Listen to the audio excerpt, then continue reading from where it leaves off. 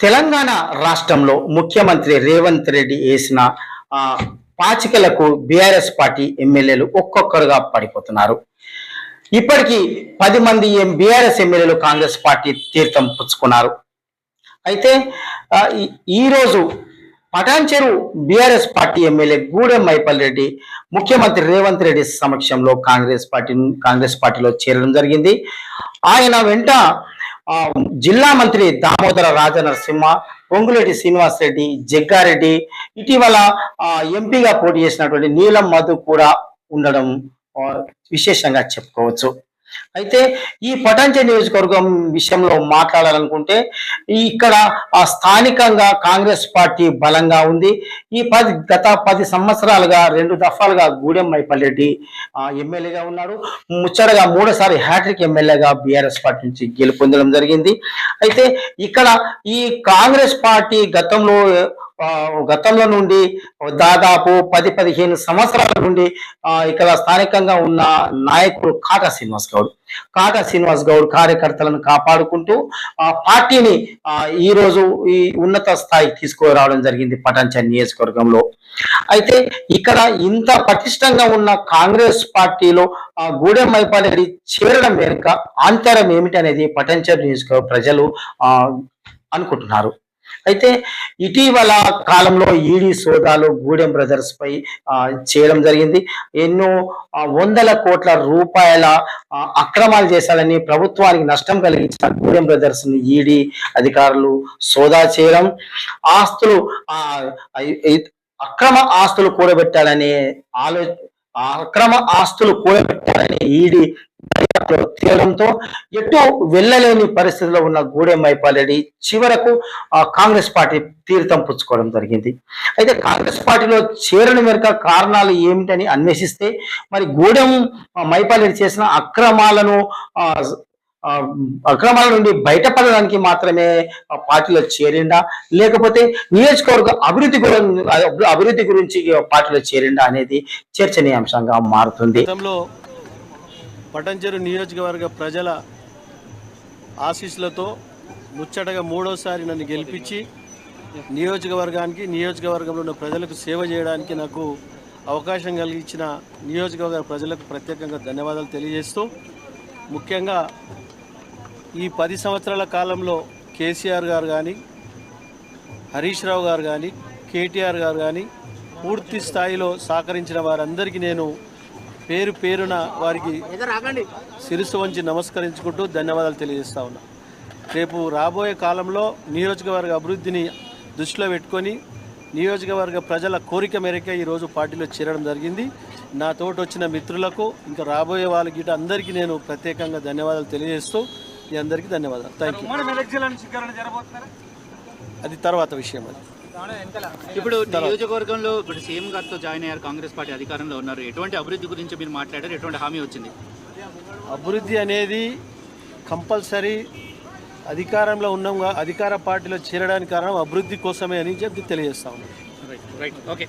అయితే గతంలో పటాన్చెరు నియోజకవర్గంలో గత 10 సంవత్సరాలుగా కాటా శ్రీనివాస్ గౌడ్ నాయకత్వంలో కాంగ్రెస్ పార్టీ బలం పుంజుకుంది. ఇన్ని రోజులు కాంగ్రెస్ జెండా మోసింది కొందరు, దెబ్బలు తిన్నది కొందరు, జైలుకి వెళ్ళింది కొందరు, మానసికంగా ఇబ్బంది పడింది కొందరు, భౌతిక దాడులు చేసినా కూడా తట్టుకొని పోయింది కొందరు. అయితే చివరికి ఇన్ని రోజులు అధికారంలో ఉన్న గూడెం మైపాల్ రెడ్డి ఎన్ని అవమానాలు భరించినా కాంగ్రెస్ పార్టీ భరించుకుంటూ వాటన్నింటినీ దాటుకుంటూ ఈదుకుంటూ వచ్చిన తర్వాత గూడెం మైపాల్ రెడ్డిని అదే కాంగ్రెస్ పార్టీ కార్యకర్తలను ఇబ్బంది పెట్టిన వారి నెత్తి మీద కూర్చునబెట్టిందని వాళ్ళు ఈరోజు గుసగుసలాడుతున్నారు. మరి పటాన్చెరు నియోజకవర్గంలో జరుగుతున్న అభివృద్ధి విషయంలో గూడెం మైపాల్ రెడ్డి మరి పార్టీలో చేరడం జరిగిందా, మరి వారి యొక్క అవినీతి అక్రమాలకు ఫుల్ స్టాప్ పెట్టుకోవడానికి అధికార పార్టీ తీర్థం పుచ్చుకున్నారా అనేది తెలియాల్సింది. అయితే ముఖ్యంగా మనం చెప్పుకోవాల్సింది, ఆనాడు గతంలో కూడా కేసీఆర్ చేసిన తప్పిదాలనే ఈ రోజు కాంగ్రెస్ పార్టీ చేస్తుందా అనేది ఒక ప్రశ్నగా మిగిలిపోతుంది. అయితే ఇక్కడ ఈ పొటాన్చెరు నియోజకవర్గంలో ఆ గూడెం మైపాల్ రెడ్డికి గూడెం మైపాల్ రెడ్డికి నీలం మధుకు ఎటువంటి ఆ రాజకీయంగా అంటే శత్రుత్వం లేకున్నప్పటికీ వారికి రాజకీయంగా ఎన్నో రకాల ఇబ్బందులు పడ్డ సంగతి తెలిసిందే. అయితే ఇప్పుడు గూడెం మైపాల్ రెడ్డి చేరికలో నీలం మధు కూడా ఉండడం వెనుక అంతర్యం ఏమిటి? ఇన్ని రోజులు గూడెం మైపాల్ రెడ్డి ద్వారా నీలమధు ఎన్నో అవమానాలకు ఇబ్బందులకు గురైన సంగతి తెలిసిందే. గతంలో ఎన్నోసార్లు ఒకే పార్టీలో ఉన్నప్పటికీ కూడా ప్రభుత్వం అధికారంలో ఉన్నప్పటికీ కూడా నీలమధును గూడెం మైపాల్ రెడ్డి ఇబ్బంది పెట్టిన సంగతి చూసిందే.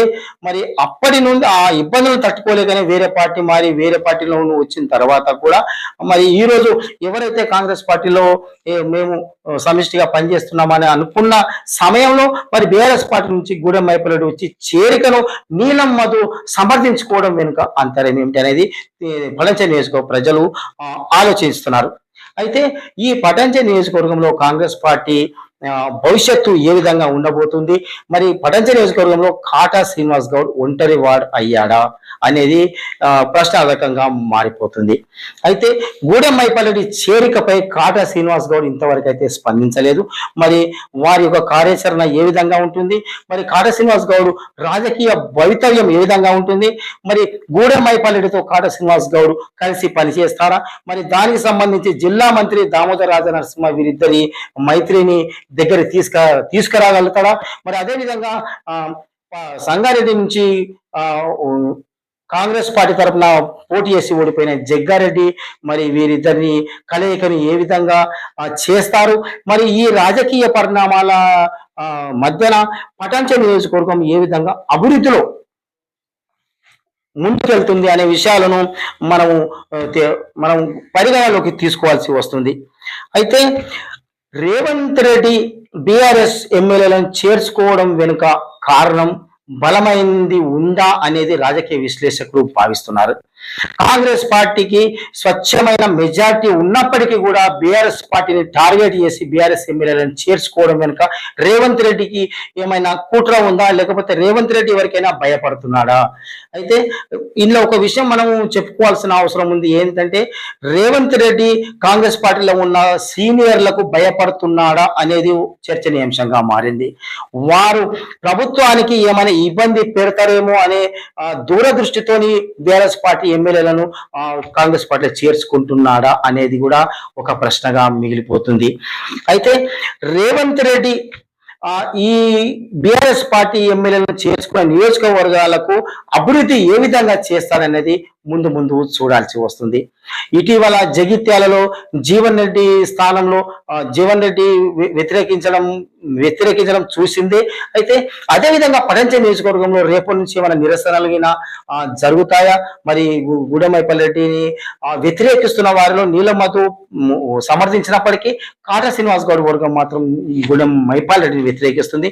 మరి రేపటి నుండి వాళ్ళ ఏమైనా కార్యాచరణ ఏ విధంగా ఉంటుంది, కాటా శ్రీనివాస్ గౌడ్కి ఏమైనా నామినేటెడ్ పదవులు ఇచ్చి గూడెం మైపాల్ రెడ్డితో మరి కలిసి పని చేపించగలుగుతారా, మరి అధిష్టానం ఏ విధంగా పాచికలు పారేస్తుందో, మరి అభివృద్ధి విషయంలో గూడెం మైపాల్ రెడ్డి ఎంతవరకు తీసుకొస్తాడనేది మనం ముందు చూడాల్సి వస్తుంది. గూడెం మైపాల్ రెడ్డి పటాన్చెరు నియోజకవర్గ అభివృద్ధి కోసమే, పటాన్చెరు నియోజకవర్గ ప్రజల కోరిక మేరకే నేను కాంగ్రెస్ పార్టీ అధికార పార్టీలో చేరానని మీడియాతో తెలపడం జరిగింది.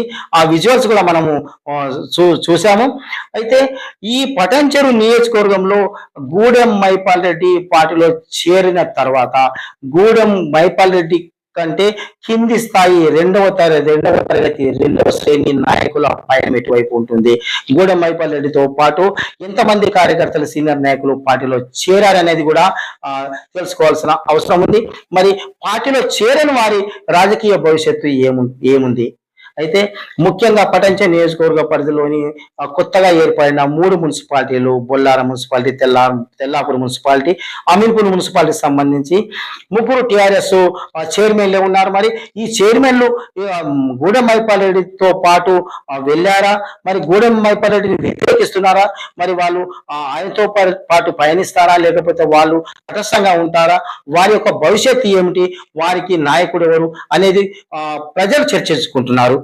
అయితే ఈ తెలంగాణ రాష్ట్రంలో కాంగ్రెస్ పార్టీ వేచిన పాచికలకు బీఆర్ఎస్ పార్టీ ఎమ్మెల్యేలు ఒక్కరొక్కరుగా కాంగ్రెస్ పార్టీలో చేరుతున్న విషయం మనం చూస్తున్నాము.